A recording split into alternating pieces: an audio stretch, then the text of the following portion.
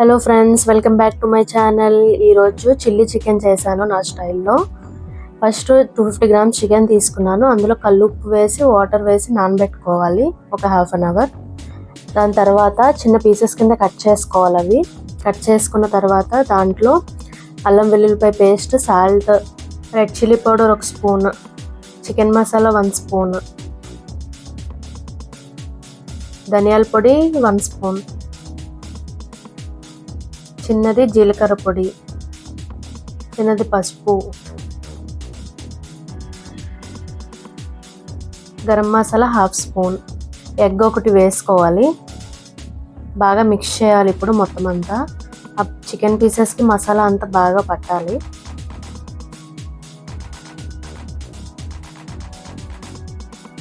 బాగా కలుపుకున్న తర్వాత 2 spoons maida and 2 spoons cornflour వేసుకొని బాగా కలుపుకోవాలి. పిండి కన్సిస్టెన్సీ టైట్గా ఉండేలా చూసుకోండి. టైట్గా ఉంటేనే క్రిస్పీగా వస్తాయి మనకి ఆయిల్లో ఫ్రై చేసినప్పుడు. ఆ కోట్ చేసుకున్న దాంట్లో కొంచెం టేస్టింగ్ సాల్ట్ వేసుకోండి. టేస్ట్ బాగుంటుంది టేస్టింగ్ సాల్ట్ వల్ల. వద్దనుకున్న వాళ్ళు స్కిప్ చేసుకోవచ్చు. ఈ మ్యాగ్నేట్ చేసిన దాన్ని హాఫ్ అన్ అవర్ పక్కన పెట్టుకోండి. క్యాప్సికమ్ అండ్ ఆనియన్స్ ఇలా చాప్ చేసుకొని పెట్టుకోండి చూపించిన విధంగా. నెక్స్ట్ ఒక పాన్ తీసుకొని అందులో ఆయిల్ వేసుకోండి డీప్ ఫ్రై కోసం. ఈ ఆయిల్ బాగా హీట్ అయిన తర్వాత అందులో చికెన్ పీసెస్ వేసుకోవాలి. మీడియం ఫ్లేమ్లో ఉంచాలి. ఇవి ఫ్రై అయినంత వరకు, ఇవి గోల్డెన్ బ్రౌన్ వచ్చినంత వరకు ఉంచి తర్వాత తీసేసుకోవాలి పక్కకి.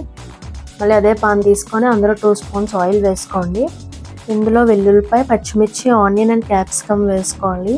ఇది లైట్గా ఫ్రై అవ్వాలి. క్రిస్పీగా ఉంటాయి లైట్గా ఫ్రై అయితేనే, ఎక్కువసేపు ఫ్రై చేయకూడదు. ఇవి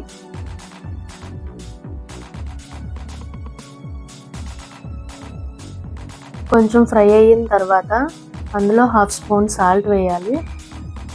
1/2 స్పూన్ అల్లం వెల్లుల్లిపాయ పేస్ట్ వేసి కొంచెం కలిపిన తర్వాత 1/2 స్పూన్ కారం, మిరియాల పొడి చిన్నది వేయాలి. కొంచెం ఫ్రై చేసిన తర్వాత మళ్ళీ green chilli sauce, soya sauce, vinegar and tomato ketchup వేసి బాగా మిక్స్ చేసుకోవాలి.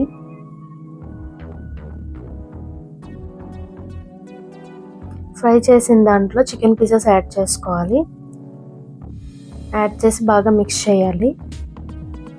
అది బాగా మిక్స్ అయిన తర్వాత అందులో కార్న్ఫ్లవర్ 1 స్పూన్ వేసి 1 టేబుల్ స్పూన్ వాటర్ వేసి మిక్స్ చేసుకొని మిక్చర్ వేయాలి. సరిపడినంత వేసుకోండి. దీంట్లో 1/2 స్పూన్ చికెన్ మసాలా వేసుకొని బాగా ఫ్రై చేయండి. ఫ్రై చేసిన తర్వాత స్టవ్ ఆఫ్ చేసి సర్వ్ చేసుకోవచ్చు. టేస్ట్ అయితే చాలా క్రిస్పీగా అండ్ సూపర్గా వచ్చింది.